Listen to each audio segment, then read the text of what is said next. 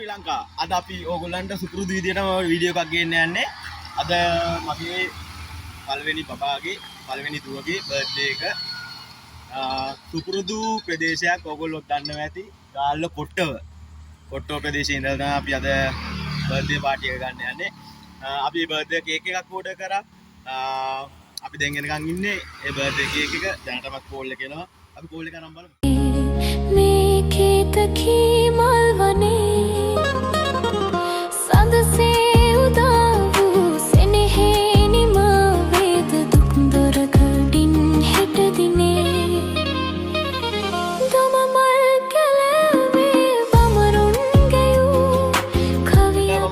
Cake එක දැන් මට ලැබෙන්න සූදානම්.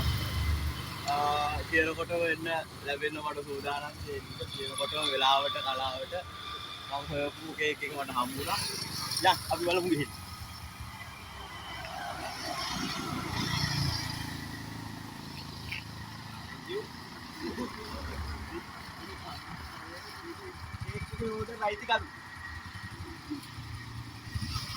ඕඩරේ අයිතිකාරය කොහොමද හොයාගන්නේ බෑ.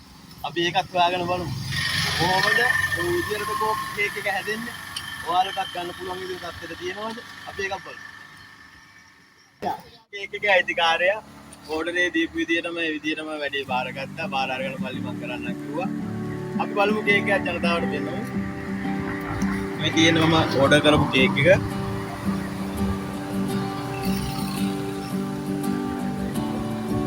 Look at this. Wow. Nice, eh?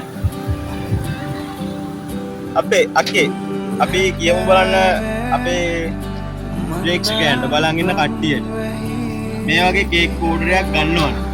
සාමාන්‍යයෙන් අපි කොහොමද ඕඩර් එක දාගන්නේ? ඔයාලා කේක් හදනකොට සාමාන්‍ය ප්‍රමිතිය කොහොමද ඔයාලා?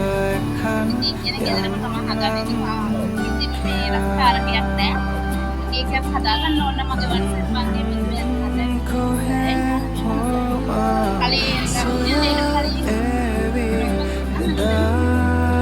දින දෙකකට කලින් අනුමත දුන්නා නම් හදලා දෙන්න පුළුවන් කිව්වා. ගාල්ලේ අකේ ගාල්ලේ මොන දිශා කියන්නේ ගාල්ලේ ඒරියා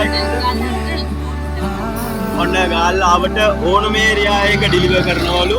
ඔයාලට හොඳම chance එක කාලා බලන්න. කාලා බලලා අපිට කියන්න පල්ලෙහා ඩිස්ක්‍රිප්ෂන් එකේ ඇති නම්බර් එක. දැන් කිව්වා වගේම අපි හම්බෙමු.